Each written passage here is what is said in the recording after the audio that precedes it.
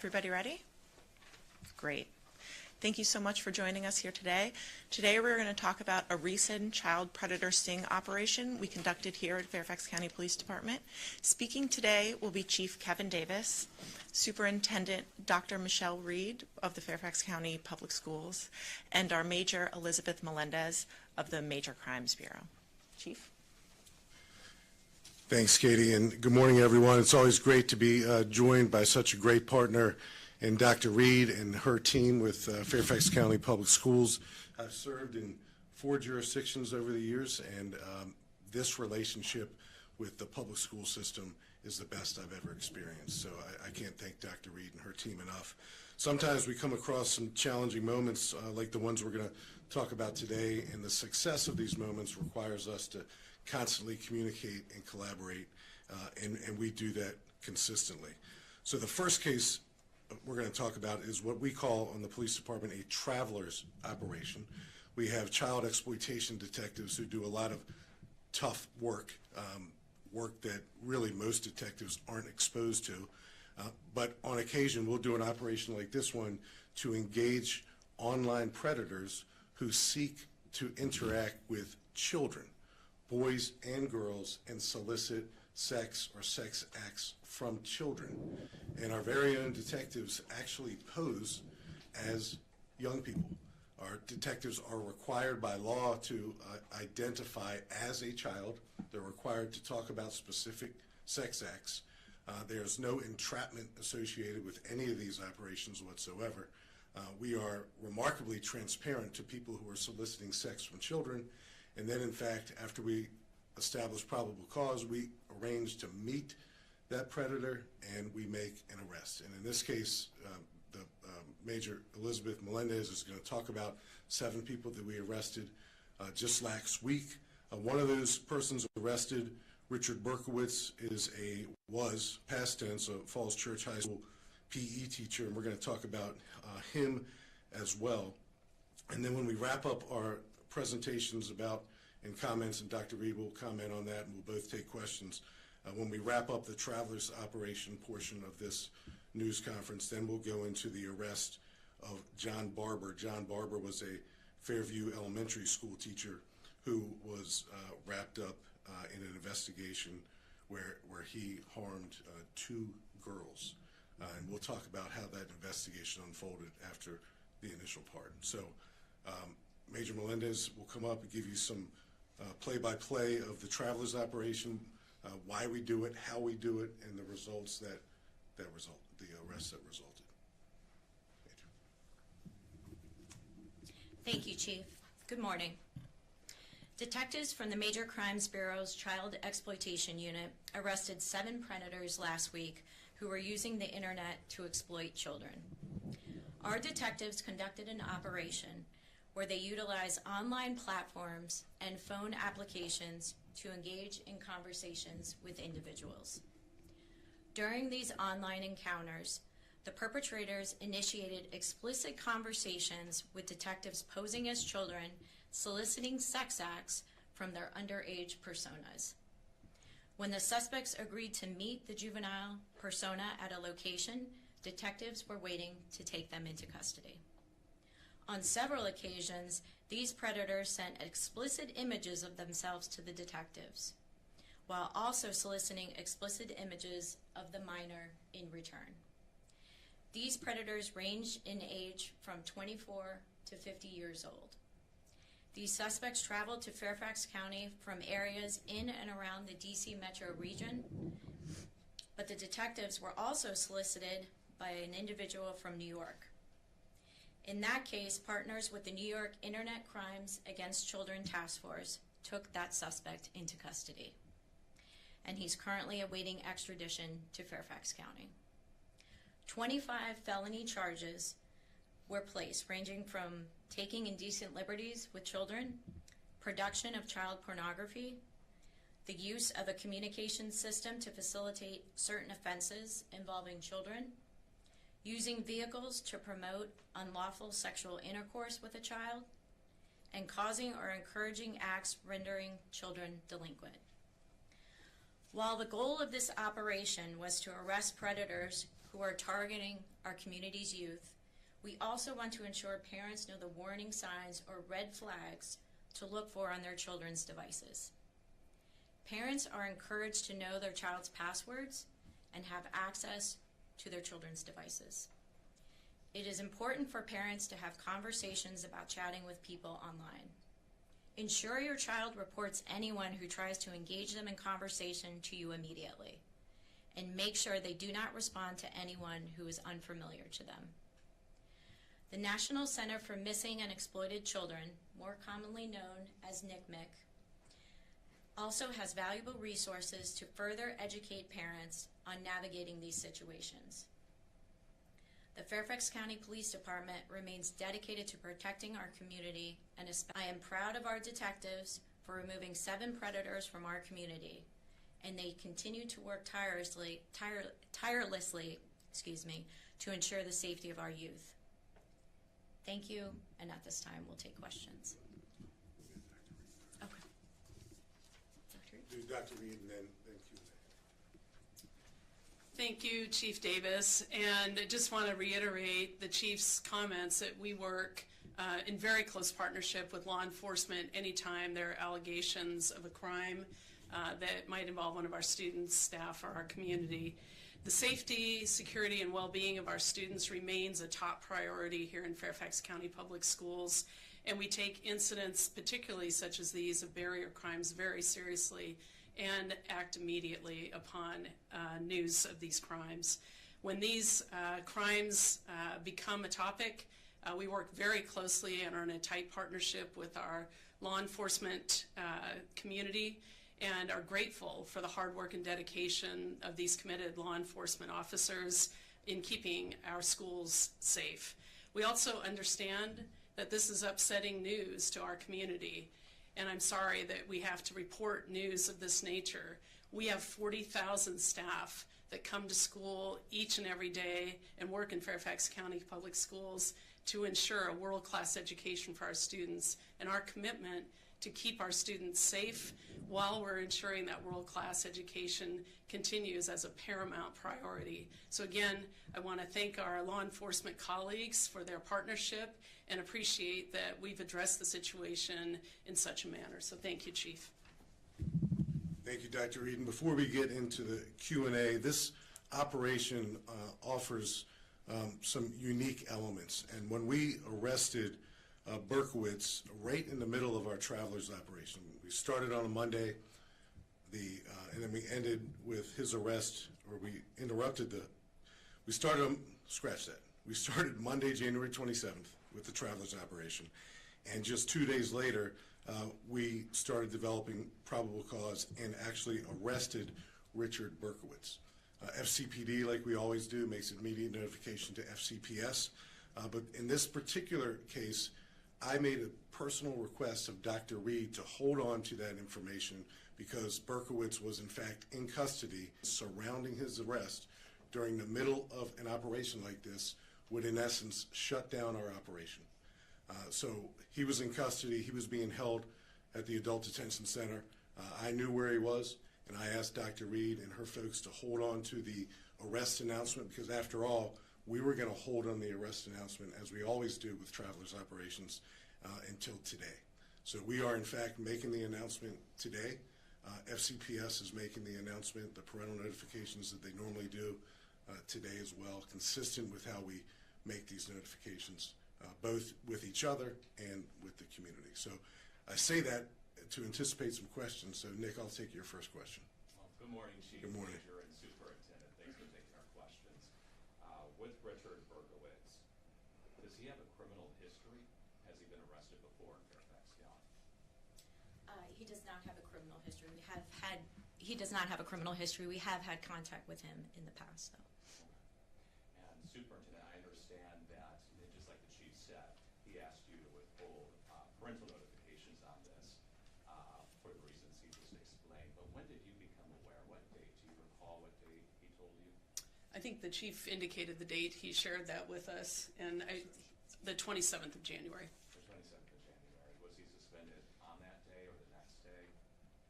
we took internal action to make sure he would not have access to schools immediately upon hearing that information from Chief Davis. And Chief Davis, you know, we spoke about Richard Burkowitz. The other suspects in this case, do they have any criminal history in Fairfax County?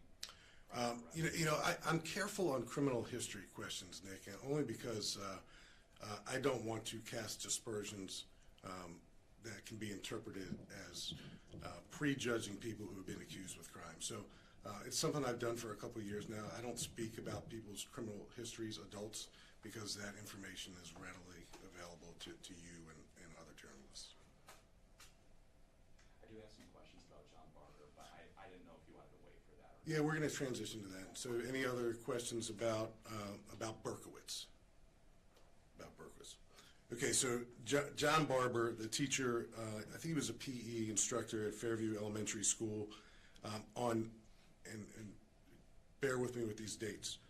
On Friday, January 17th, a young girl and her mother appeared at Fairview Elementary School and made a disclosure about a sexual assault.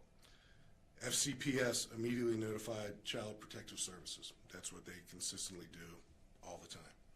Child Protective Services immediately notified FCPD.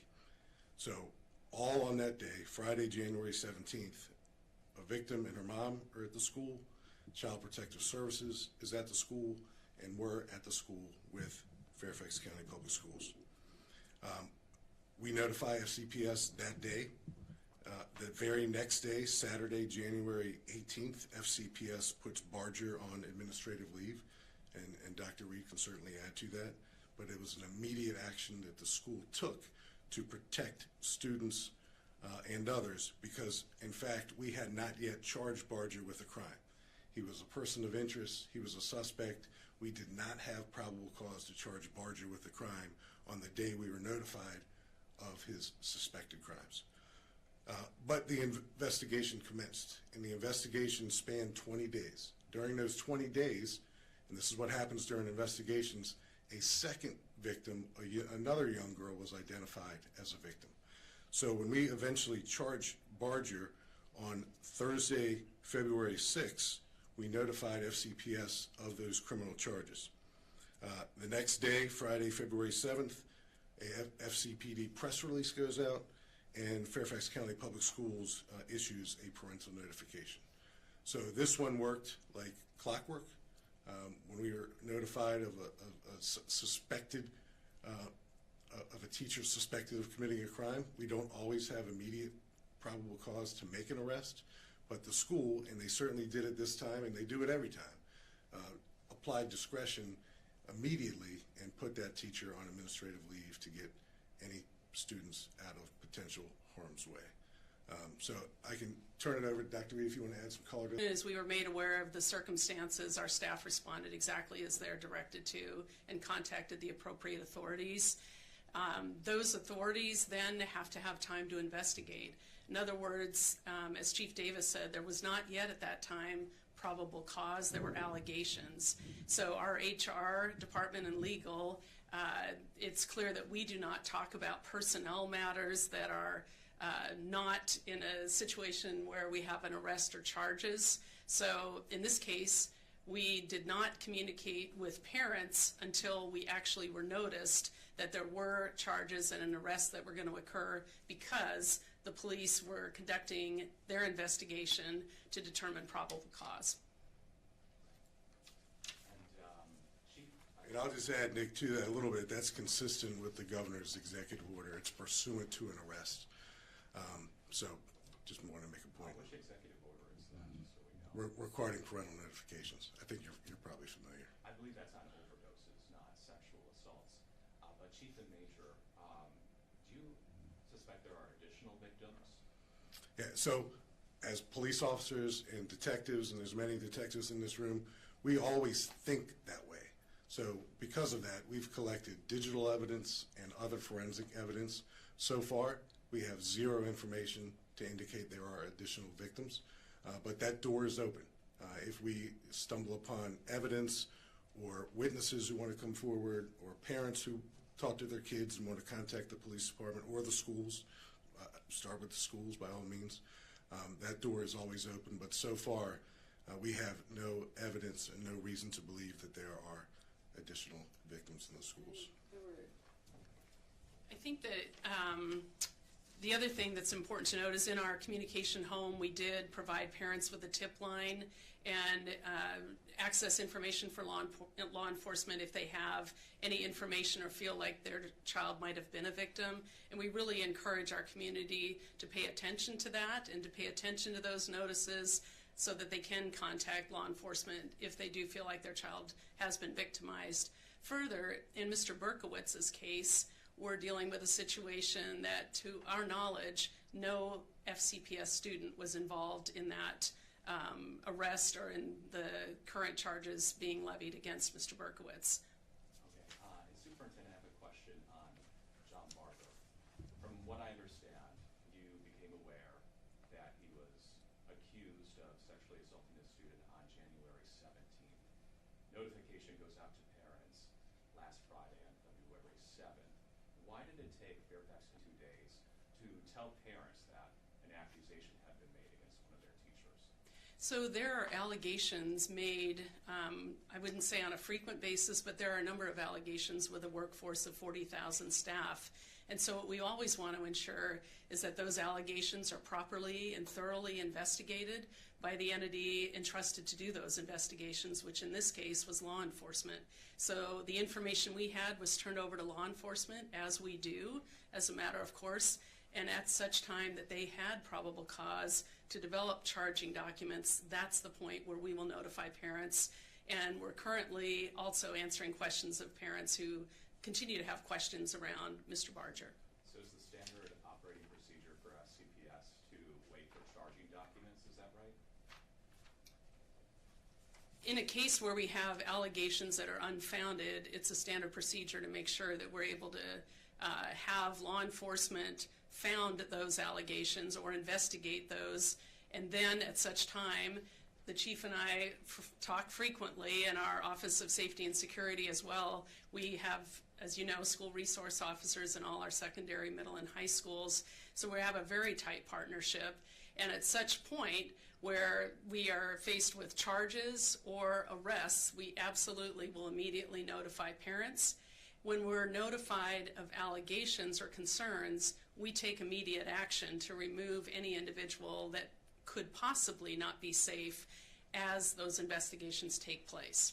I understand, Superintendent, that you would want the police to investigate the claims, but 22 days for a lot of people, that's a long time, especially parents who have kids at that school. And I understand you might not want to name the accused in an email right away.